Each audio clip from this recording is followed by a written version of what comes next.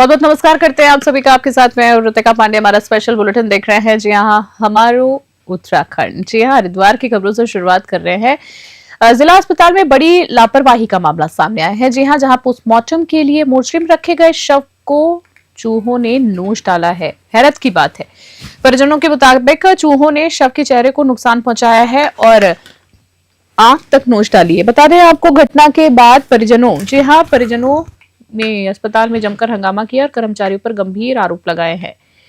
घटना के बाद परिजनों ने काफी चीख पुकार की है। कर्मचारियों पर गंभीर आरोप भी लगाए हैं। वहीं जानकारी के अनुसार पंजाबी धर्मशाला के मैनेजर 36 वर्षीय लखन उर्फ लकी शर्मा की देर रात मृत्यु हो गई थी। डॉक्टरों ने रात में पोस्टमार्टम न होने के कारण शव को मोर्चरी में रखवा दिया था।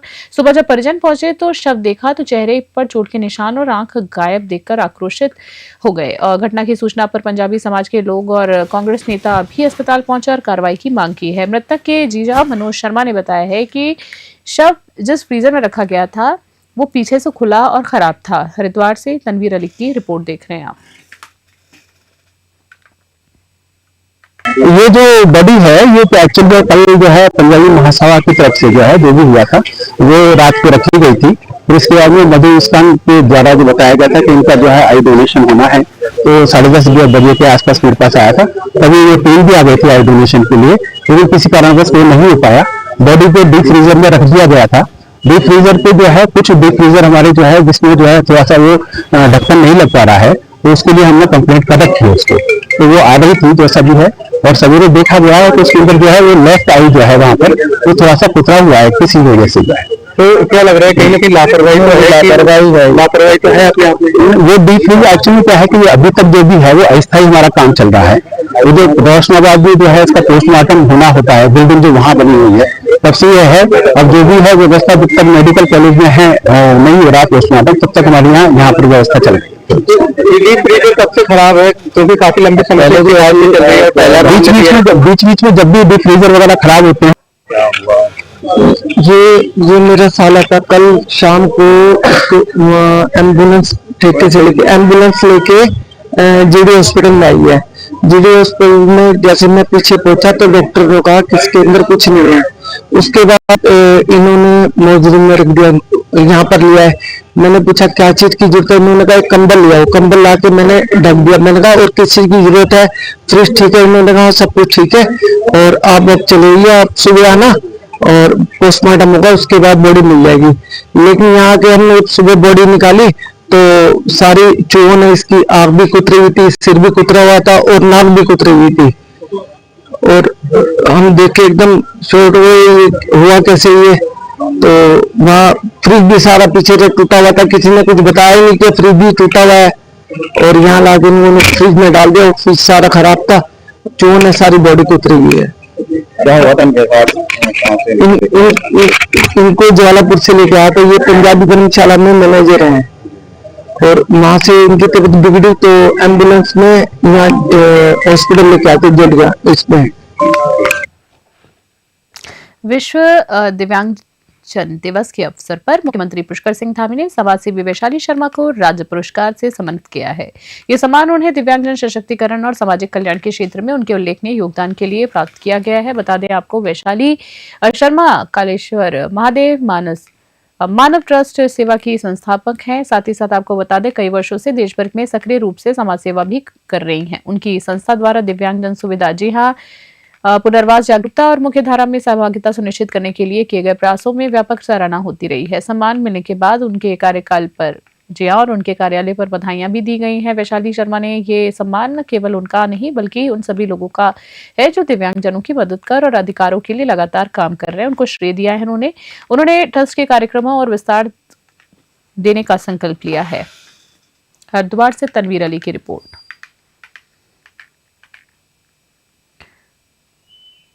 मंत्री पुष्कर सिंह धामी जी द्वारा राज्य पुरस्कार से पुरस्कृत किया गया है कालेश्वर महादेव मानव सेवा ट्रस्ट को दिव्यांगता के क्षेत्र में उत्कृष्ट कार्य करने हेतु। उसके बाद जब मैं हरिद्वार जिले में पुरस्कार लेकर आई तो हमारे क्षेत्र में आकर समाज कल्याण अधिकारी द्वारा भी स्वागत अभिनंदन किया गया और बहुत ही बढ़िया कार्यक्रम रहा। बहुत कुछ हासिल कर लिया है, इतनी कम उम्र में इतना कुछ मिल गया है, इतना मान सम्मान मिला है, प्रशासन से भी 2 पद पर भूमिका निभा रही हूँ। यह मेरे लिए बहुत बड़ी उपलब्धियाँ है मेरे जीवन की। खबर देख रहे हैं जहां नगर पंचायत शक्तिगढ़ में हुए विकास कार्यों की जांच को लेकर विवाद तेज हो गया है। उप जिलाधिकारी द्वारा गठित जांच टीम शनिवार को नगर पंचायत कार्यालय पहुंची और विकास कार्यों से संबंधित दस्तावेजों की जानकारी लेते हुए उनकी छाया प्राप्तियां प्राप्त की है। बता दें आपको, जहां पर नगर पंचायत अध्यक्ष नमित मंडल ने जांच में सहयोग करने की बात कही। हालांकि उन्होंने अधिशासी अधिकारी के अवकाश पर होने के कारण पूरी जानकारी अगले चरण में देने का आश्वासन दिया है। अध्यक्ष मंडल ने आरोप लगाया है कि उनके खिलाफ राजनीतिक षड्यंत्र के तहत 24 घंटों के भीतर जांच कराई जा रही है, जबकि आम शिकायतों और आरटीआई पर महीनों तक कोई कार्रवाई नहीं होती है। उन्होंने कहा है कि बीते कार्यालय और कार्यकाल और प्रशासनिक कार्यकाल भी जांच इसकी होगी। इस दौरान उन्होंने वार्ड नंबर 2 के सभापति का नाम लेते हुए रंगदारी के आरोप भी लगाए हैं। वहीं सभासद पति रामेश राय ने विकास कार्यों में अनियमितताओं का आरोप लगाकर प्रशासन से निष्पक्ष जांच की मांग की है। उधम सिंह नगर से तनवीर अली की खास रिपोर्ट। जिलाधिकारी महोदय द्वारा कुछ शिकायतें आई है शक्तिगढ़ नगर पंचायत की कि किसी क्रय विक्रय में या किसी अन्य जो सामग्री कहेगी उसमें बाजार से या अन्य भुगतान का अधिक हुआ है और उसमें अनियमितता की शिकायतें आई। उस क्रम में जिलाधिकारी सितारगंज महोदय द्वारा एक टीम बनाई गई है जिसमें तहसीलदार सितारगंज और अवर सहायक अभियंता एवं उप कोषाधिकारी के सदस्य बनाए गए हैं और ये पत्रावलियां जो पत्रावलियों में भुगतान हुआ उनकी जांचें की जानी है। उसी क्रम में उन्हीं आदेशों के क्रम में आज हम शक्तिगढ़ नगर पंचायत ऑफिस में आए हैं, जिससे कि पत्रावलियों की अपने कब्जे में लेकर उनकी जांच की जा सकती है और जांच उपरांत पत्रावलियों कार्यालय में बुलाए जाएंगे। ये मैडम है नहीं है, ये मैडम ने चार्ज किसी अन्य व्यक्ति को दे रखा है तो अध्यक्ष जी के द्वारा इस पर आपत्ति जताई गई है कि पत्रावलियां नहीं ले जाने देंगे, जबकि ये कार्यालय की पत्रावलियां हैं और कार्यालय एक जिम्मेवार व्यक्ति होने के नाते हम भी किसी पद पर हैं तो हम रिसीव करने में कहा हम रिसीव करते हैं आपकी पत्रावलियां। अध्यक्ष जी द्वारा इसमें किया था। बहुत बहुत धन्यवाद देना चाहूंगा आपके चैनल का। वास्तव में आरोप लगाना बहुत आसान काम है किसी पे, लेकिन आरोप को सिद्ध करना भी बहुत मुश्किल। लेकिन जिस प्रकार से शासन और प्रशासन की टीम, आप देखिए ना आरटीआर कितने लोग लगाते हैं और कितने साल में जवाब मिलता है। हमने भी किसी मामले में आरटीआर लगाया था, आज तक जवाब मिला 3 साल हो चुके हैं और एक तुरंत उनको जवाब मिल रहा है तो ये बहुत बड़ी बात है। एक्टिव बोर्ड में हम लोग भी है और प्रशासन भी है। आज माननीय तहसीलदार कल एसडीएम साहब ने आदेश जारी किया है उनके उस पर आरटीआर के बिहाफ में कि उसमें जांच होनी चाहिए कि नॉर्मल व्यक्ति आरोप लगा दिया। कम से कम एसडीएम साहब, जब मैं एक संवैधानिक पद में बैठा हूं तो मेरे से भी बात कर लेते या फिर मेरे मैडम से भी बात कर लेते कि क्या मामला क्या है आखिरकार, लेकिन उनने ये सब नहीं सुना। उनने तुरंत, क्योंकि मैं निर्दलीय व्यक्ति हूं और सत्ता के खिलाफ जीत के आया हूं, जनता ने मुझे यहां तक भेजा है, तो उन्होंने तुरंत उस पर विगत कार्रवाई करते हुए मात्र 24 घंटे के अंदर 24 घंटे में पूरी टीम यहाँ आके फाइल ले जा रहे थे। लेकिन मैंने उनको कहा कि प्रियंका जो हमारी सचिव जी है वो छुट्टी पे है, तो मैं ऐसा आपको फाइल नहीं दे सकता क्योंकि आप कौन है मैं नहीं जानता।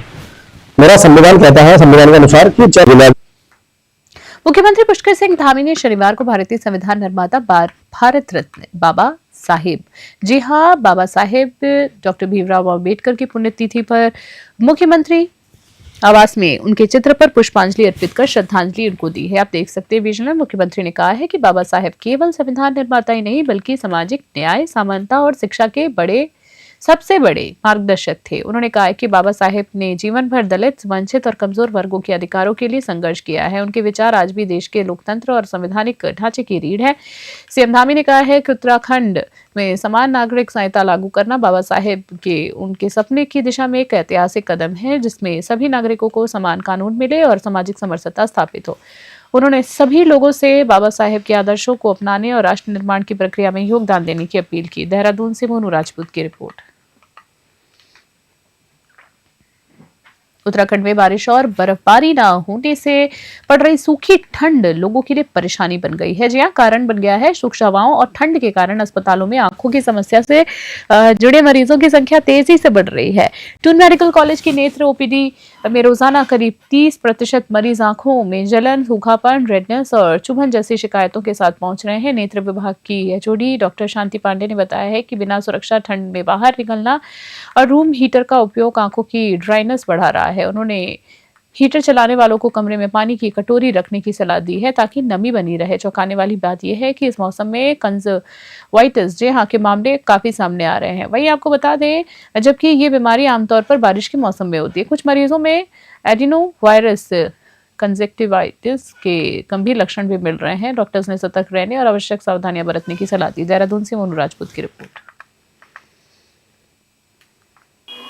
आजकल जो हम देख रहे हैं कि ज्यादातर ड्राइनेस के केसेस बढ़ जाते हैं ठंड के मौसम में।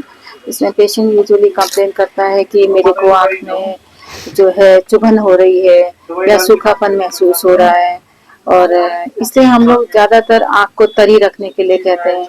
और जो कई बार जो रूम हीटर्स यूज करते हैं उसकी वजह से भी ड्राइनेस होती है। तो हम ये कहते हैं कि जब सपोज आप ब्लोअर यूज कर रहे हैं गर्मी करने के लिए रूम पे, तो हम कहते हैं उसके आगे एक पानी का बाउल रखें उस पे, जिससे कि उसमें थोड़ा ह्यूमिडिटी हो, थोड़ा सा नमी रहे।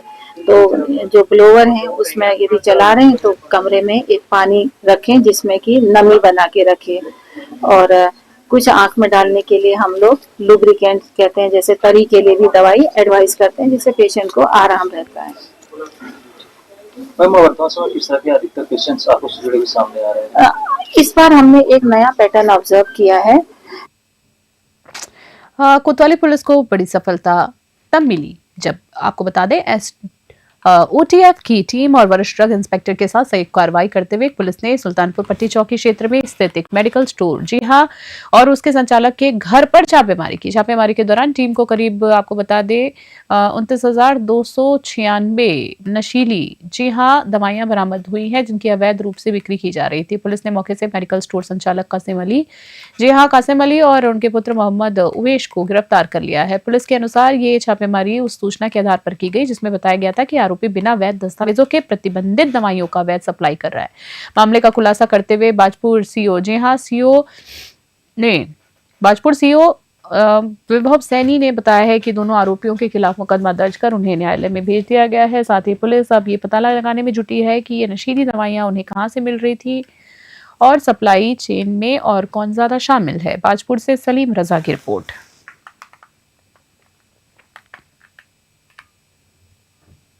इसमें कल हमारी जो एसओटीएफ मऊ परिक्षेत्र की टीम है, साथ में सीनियर ड्रग इंस्पेक्टर, नए ड्रग इंस्पेक्टर और हमारी कोतवाली की पुलिस द्वारा ये सूचना प्राप्त हुई कि मोबिन मेडिकल स्टोर है जो पट्टी क्षेत्र में चलता है, इसके द्वारा प्रतिबंधित मेडिसिन की बिक्री की जा रही है। तो इसमें जब टीम द्वारा छापेमारी की गई तो इनके पास से लगभग 29,296 प्रतिबंधित मेडिसिन कैप्सूल इनसे बरामद हुए हैं जिनका वेट लगभग 9.5 किलो है।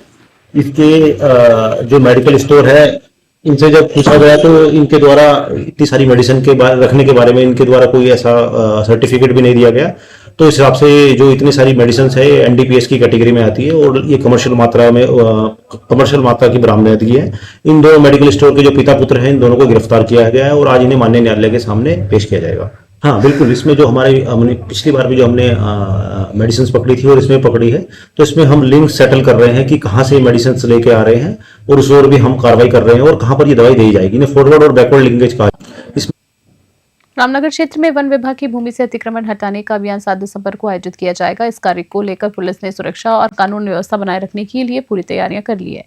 एसएसपी डॉक्टर मंजुनाथ टीसी ने कहा है कि सरकारी कार्यों में बाधा डालने वालों के खिलाफ सख्त कार्रवाई की जाएगी। संपूर्ण क्षेत्र को 5 सुपर जोन में विभाजित किया गया जिसमें जिनके प्रभारी पुलिस अधिकारी नियुक्त किए गए हैं। अतिक्रमण हटाने के दौरान पुलिस बल तैनात रहेगा। पुलिस अधीक्षक डॉक्टर जगदीश चंद्रा ने सभी जवानों को सतर्क रहने के निर्देश दिए हैं। साथ ही सोशल मीडिया पर भी निगरानी रखी जाएगी और भड़काऊ संदेश या अनगल बयानबाजी करने वालों के खिलाफ कड़ी कार्रवाई अमल में लाई जाएगी। अभियान के दौरान शांति और कानून व्यवस्था बनाए रखने पर प्राथमिकता है। नैनीताल से ललित जोशी की विशेष रिपोर्ट।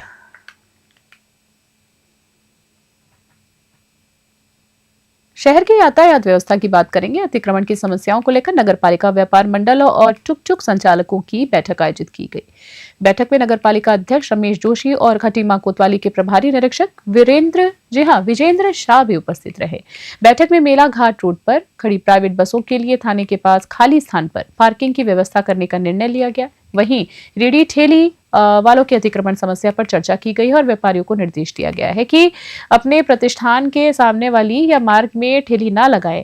उल्लंघन करने पर कानूनी कार्रवाई की जाएगी। टुक टुक संचालकों का 10 दिन के भीतर सत्यापन किया जाएगा और उनका रूट निश्चित किया जाएगा। बता दें आपको ये प्रक्रिया फिलहाल एक्सपेरिमेंट बेस पर चलाई जाएगी। साथ ही रेडी ठेली वालों का सत्यापन होगा और जिनका सत्यापन गलत पाया गया उन्हें खटीमा से बाहर किया जाएगा। खटीमा से अशोक सरकार की रिपोर्ट। आज सम्मानित कोतवाल साहब द्वारा एक मीटिंग का रखा गया था, जिसमें क्षेत्र में जो तमाम जाम की स्थिति पैदा हो रही है उसके निदान के लिए सभी लोगों से विचार लिए गए हैं और उसमें विचारों का आदान प्रदान हुआ और हमारा ये मानना है कि खटीमा को सुंदर, स्वच्छ और स्वस्थ बनाने के लिए जाम की स्थिति से निजात दिलाना भी बहुत जरूरी है, जो हमारे माननीय मुख्यमंत्री जी का सपना भी है। तो उन्हीं के तहत ये कार्य प्रारंभ किया जा रहा है और पुलिस प्रशासन द्वारा हमने कहा है कि वो जो अतिक्रमणकारी हैं उनको पहले दौर में उनके खिलाफ कार्रवाई की जाएगी अगर जो गलत तरीके से अतिक्रमण कर रहा है। और जहां तक टुक टुक वालों का संबंध है, सभी लोगों का एक विचार आया है कि टुक टुक पे अलग अलग रूटों के बनाए जाए, अलग अलग रूट बनाए जाए जिसपे वो चले अतिक्रमण। देखिए, आज मेरे द्वारा खटीमा शहर की यातायात व्यवस्था और अन्य समस्याओं को लेके नगर पालिका, व्यापार मंडल और टुक टुक वालों की एक संयुक्त बैठक का आयोजन किया गया, जिसमें हमारे चेयरमैन नगर पालिका साहब भी उपस्थित रहे और अन्य व्यापारी पदाधिकारीगण उपस्थित रहे। इसमें हमने जो है शहर में जो हमारी समस्याएं हैं, जो डेली रूटीन की समस्या है, उनको लेकर डिस्कशन किया है और अभी हम स्टेप बाय स्टेप जो है इसमें कुछ हमने डिसीजन लिया है जिसके अनुसार हम कार्रवाई करेंगे। जैसे जो मेला घाट पर जो हमारी जो प्राइवेट व्हीकल्स हैं, प्राइवेट बसेज हैं, उनको हमने थाने के समीप जो खाली जो स्थान है वहाँ पर उनको जो है वहाँ संचालित करने का एक निर्णय लिया है और उसका जो इम्प्लीमेंटेशन अभी हमारा ये शुरू हो जाएगा। इसके अतिरिक्त जो हमारे जो रेडी ठेली वाले हैं जिन्होंने अतिक्रमण कर रखा है, उस पर हमारा अतिक्रमण का अभियान तो चल ही रहा है। इसके अतिरिक्त जो है व्यापारियों से भी हमारी चर्चा हुई है, जिसमें उनके द्वारा बताया गया कि वो जो अपने समक्ष जो है सामने अपनी दुकानों के सामने रेडी ठेली वालों को नहीं लगने देंगे। अगर लगेंगे भी तो एक निश्चित सीमा, जैसे ये हमारे अखिल जी ने बताया था कि ये नाली के ऊपर वहां पर लगेंगे और अगर ऐसा करने पर अगर खास बुलेटिन में फिलहाल के लिए इतना ही। बने रहने उस स्टूडियो में। अभी के लिए नमस्कार, जय हिंद।